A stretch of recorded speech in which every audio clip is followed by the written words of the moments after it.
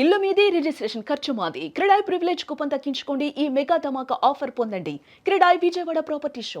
ఆంధ్రప్రదేశ్ దేశంలోనే అగ్రపథంలో నిలిచింది. ముఖ్యంగా పెట్టుబడుల ఆకర్షణలో దేశానికి ఆదర్శంగా మారింది. ఇది మనం చెప్తున్నటువంటి మాట కాదు, ఫోర్బ్స్ నివేదిక ఇచ్చినటువంటి జాబితా. దేశంలో ప్రస్తుతం ఇన్వెస్ట్మెంట్స్ విషయంలో దేశం మొత్తానికి మార్గదర్శకంగా నిలుస్తున్నటువంటి రాష్ట్రాల్లో ఆంధ్రప్రదేశ్ నంబర్ 1 పొజిషన్ లో ఉంది. దీనికి సంబంధించినటువంటి డేటాను కూడా రిలీజ్ చేశారు.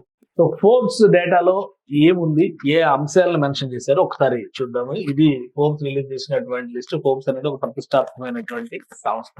ఫోర్బ్స్ ఇండియా రిలీజ్ చేసినటువంటి జాబితా అనమాట. ఇందులో చూస్తే కనుక Andhra Pradesh leads investment shares of major states in proposed investment.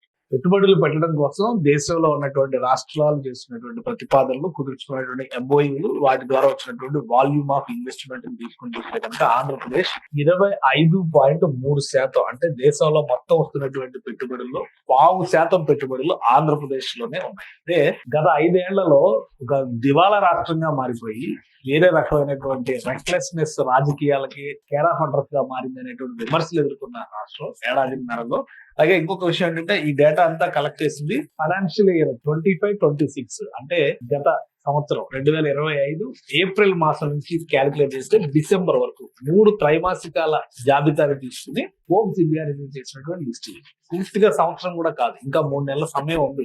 ఈ జాబితా ప్రకారం చూస్తే 25-26 కాబట్టి జనవరి, ఫిబ్రవరి, మార్చ్ కూడా ఇంక్లూడ్ 4వ త్రైమాసికాన్ని కూడా యాడ్ చేయాల్సినటువంటి అవసరం ఉంటుంది. సో 3 త్రైమాసికాలోనే, అంటే 9 నెలల కాలంలోనే 25.3% పెట్టుబడుల్ని ఆంధ్రప్రదేశ్ ఆవిష్కరించింది, ఆకర్షించగలిగింది. ఇది మొత్తం bank of Baroda source report ప్రకారం చేసినటువంటి డేటా అన్నమాట.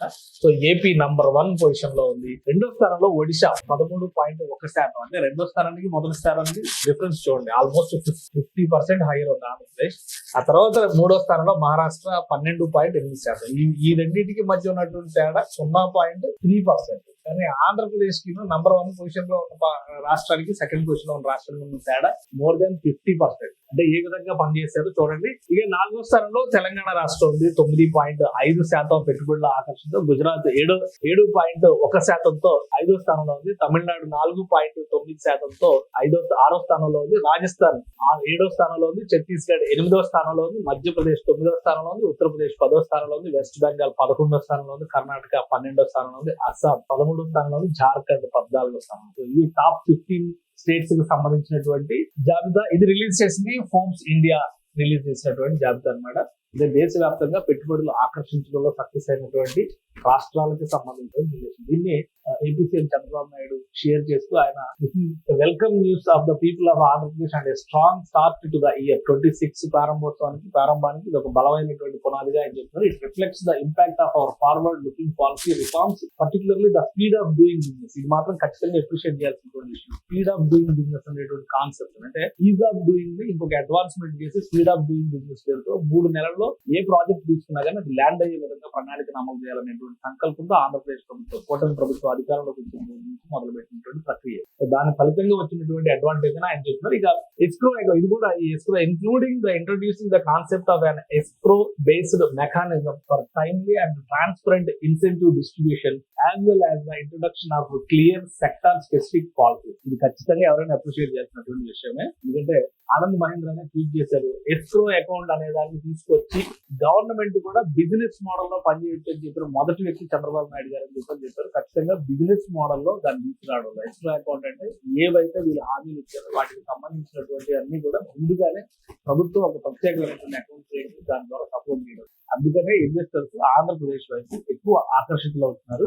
అలానే I thank the investors who have chosen Andhra Pradesh as their destination for growth and for the confidence they have placed in our region. నిజం చెప్పాలంటే మొదటి రోజు కూటమి ప్రభుత్వం ఏర్పడిన రోజు వచ్చిన మొదటి ప్రశ్న ఏంటంటే మళ్ళీ 5 ఏళ్లలో గవర్నమెంట్ మారితే మేము ఏం చేయాలనేటువంటి ప్రశ్న పదే ఎదుర్కొన్నారు. దాన్ని ఓవర్కమ్ చేసి ఈరోజు 25% షేర్ దక్కించుకోగలిగిందంటే ఆంధ్రప్రదేశ్ గవర్నమెంట్ ఖచ్చితంగా అప్రిషియేట్ చేయాల్సినటువంటి అవసరం ఉంది. ఇక్కడ I also acknowledge the commitment and efforts that government of Andhra Pradesh team ని అప్రిషియేట్ చేశారు. The mile stone represents not an end point but a foundation for continuous continued progress, we remain focused on expanding impact, strengthening partnerships and delivering sustained growth for the state. So ఇది అద్భుతమైనటువంటి reaction Chandrababu Naidu గారు దాన్ని tweet చేస్తూ ఆయన చెప్పినటువంటి మాటలు కూడా excellent గా ఉన్నాయి. ఇది ఫ్యూచర్ కి భరోసా ఇచ్చేటువంటి అంశం. కేవలం ఏడాదిన్నర సమయం మాత్రమే కూటమి ప్రభుత్వానికి అయితే ఇంకా దాదాపు 3.5 సంవత్సరాల సమయం ఉంది. సో ఇంకా ఎన్ని అద్భుతాలు చేయబోతారనే దానికి ఆయన క్లారిటీ ఇచ్చారు. నారా లోకేష్ గారు కూడా దీన్ని ట్వీట్ చేశారు. ఈ న్యూస్ ని ట్వీట్ చేస్తూ 25.3% of India's FY26 investments isn't catching up, it's pulling head. So ఇది అద్భుతంగా ఉంది అనేటువంటి మాటను ఆయన ట్వీట్ చేస్తూ ఫోర్బ్స్ ఇండియా మ్యాగజైన్ వేసినటువంటి ఆ డేటాని, ఆ గ్రాఫిక్ లింక్ ని ఇక్కడ ప్రజెంట్ చేస్తూ ఆయన కూడా ట్వీట్ చేస్తారు. మొత్తం మీద ఆంధ్రప్రదేశ్ లో కూటమి ప్రభుత్వం కుదురుకున్నటువంటి విధానం మాత్రం ఆంధ్రప్రదేశ్ లో ఉన్నటువంటి ప్రతి పౌరుడు గర్వంగా చెప్పుకోవాల్సినటువంటి అంశంగా ఖచ్చితంగా చెప్పొచ్చు మనం. ఎందుకంటే కూటమిలో ఉన్నటువంటి నాయకత్వంలో చంద్రబాబు నాయుడు గారు కానీ, డిప్యూటీ సీఎం గా పవన్ కళ్యాణ్ గారు కానీ, అలాగే నారా లోకేష్ గాని, ఇతర బృందం కానీ, 3 పార్టీల సమన్వయం కానీ, రాష్ట్రంలో గత 5 ఏళ్లలో జరిగినటువంటి వివిధ రకాల తిరోగమన విధానాలకు విరోధకాలు ఇస్తూ జాగ్రత్తగా దాన్ని బిల్డప్ చేసుకుంటూ మళ్ళీ ఒక కాన్ఫిడెన్స్ తీసుకొచ్చి రాష్ట్రాన్ని నడిపిస్తున్నటువంటి వైన దానికి ప్రత్యేకంగానే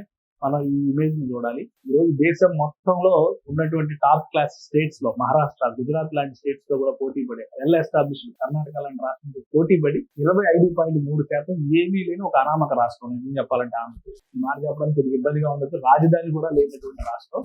అలాంటి రాష్ట్రాన్ని షోకేస్ చేసి ఒక బ్రాండ్ ఇమేజ్ క్రియేట్ చేసి చంద్రబాబు నాయుడు అండ్ టీమ్ తీసుకొచ్చినటువంటి సక్సెస్ మాత్రం ప్రతి ఒక్కరూ అభినందించాల్సినటువంటి